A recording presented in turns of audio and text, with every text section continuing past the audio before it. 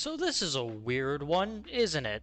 It would make sense to think that Iron Factory's Starwing was Iron Factory trying to capitalize on Kotobukiya's Bishoujo Transformers figures. After all, those were pretty popular, so why not piggyback on the idea by making a small-scale anime girl Starscream? But surprisingly, that isn't the case. Iron Factory has actually had this idea and design as far back as 2018, along with the Skywarp and Thundercracker to go with it. But for whatever reason, it never got released until this year. If I were to guess, it probably had to do with the company being more focused on their typical third-party Transformers releases. The Kotobukiya figures simply gave them an opportunity to finally get this out on the market. And this isn't just a one-off. Not only is Thundercracker's anime girl incarnation Lightning Wing already up for pre-order, but the name of Iron Factory Girls implies that Iron Factory plans to make this a full-on line of action figures.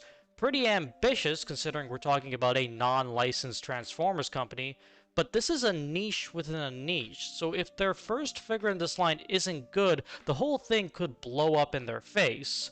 So how did Starwing here turn out then? Let's find out.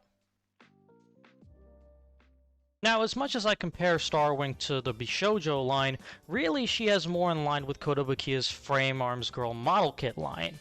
Which makes sense, Frame Arms Girl is in itself an offshoot of the traditional Frame Arms, taking those robots and turning them into anime girls. This is basically the same thing, just with Transformers.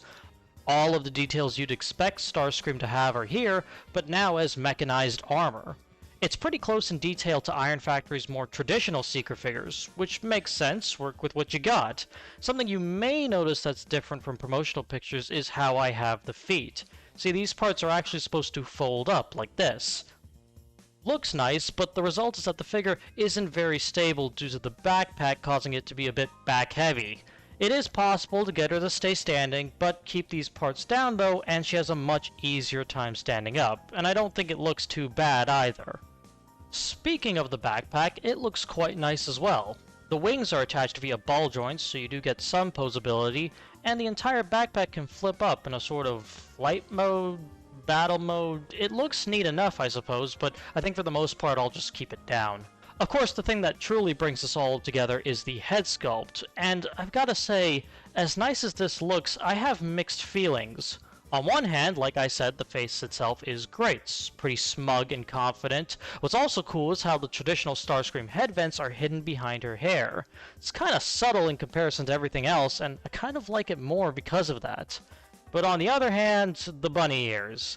I initially thought it was supposed to represent the shoulder vents Starscream usually has, but those are on the backpack itself, so I guess this is just for aesthetic purposes, and I simply don't care for it. Nor do I care for the pigtails. I think Kotobukiya had the right idea just giving Starscream short hair.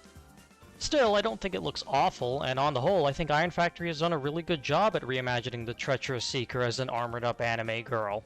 So let's get into the accessories, and wow, we get a whole lot. An absolute smorgasbord of hands, blade out, fists, relax, chopping, pointing, you even get peace signs and gripping hands despite her having nothing to hold. Super easy to switch out. It's a bit disappointing there's no hinge joint here, meaning all we've got is a wrist swivel, but all the hands are posed in a way that makes this omission not that much of a negative. You also get this thing, which is meant to plug into one of Iron Factory's stands, but I don't have one of those, so I'll just keep it in the bag. Then we get to the faces, and this is a bit odd. So besides the smirking face, you get an angry and laughing face. They both look good, don't get me wrong, but they don't really capture Starscream's conniving personality. She needs a more supremely smug face, or a freak-out face for when her plans to overthrow Megatron inevitably go awry. You do actually get two other faces, but they're blank, so that you can add these waterslide decals to them at your discretion.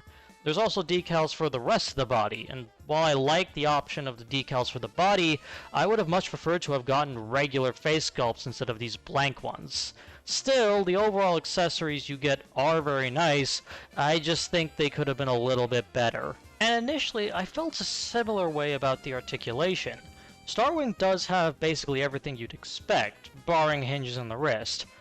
I honestly wasn't expecting there to be butterfly joints on a figure this small, but man, do I love the fact that they're here. The torso also gets good range, but be careful, as it is prone to paint rub.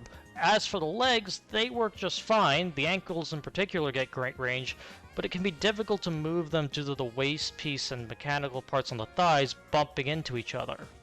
But of course, there is one thing I haven't talked about yet: the null rays. Traditionally, the null rays are attached to Screamer's shoulders, but for Starwing here, they've decided to put them onto an appendage attached to the backpack. Not only can they swivel, but the appendage itself can extend out on a double hinge, and is attached at the base by a ball joint, giving them an insane range of movement. While the articulation was already pretty good, the null rays really push it to a new level, adding some extra personality that really lets Starwing shine in a pose. I think this is the smallest size comparison I've done so far, so that's neat. Anyway, Starwing sits at about 9.5 centimeters, which makes sense. Iron Factory makes Legend Scales figures after all, so she'll work just fine with them and any 1/18 scale figures you have. Sadly, I don't really have many of those at the moment, so hopefully the figures I do have will give you a good idea on how she'll look in your collection. So the question was, for this apparently new line, does Starwing prove to be a good first release? Yes, absolutely. As a 3¾ inch figure, she is a great deal of fun. It looks good, poses well, and has a great deal of accessories. My biggest issue is that I think the face sculpts lean a little too much into the cute anime girl side of things, and loses some of the original character's personality as a result, which also seems to be the case for the upcoming Lightning Wing. That being said, I think I am going to pick that up, and the eventual Skywarp figure as well, which I think says something about how good this is despite my issues. Who knows what Iron Factory decides to do next with this line, but right now, it's looking pretty good. But that's all I've got to say on this figure. What do you think of it? What characters do you think Iron Factory will do next? Will they continue with the Decepticons, or maybe some Autobots? Let me know in the comments. And as an aside, I want to say right now that there won't be any figure reviews for the next 2 weeks or so. Why? That's why. Don't worry though, that doesn't mean I won't be uploading videos, but that's for another time. Anyway, thanks so much for watching, and I'll see you in the next video. Later!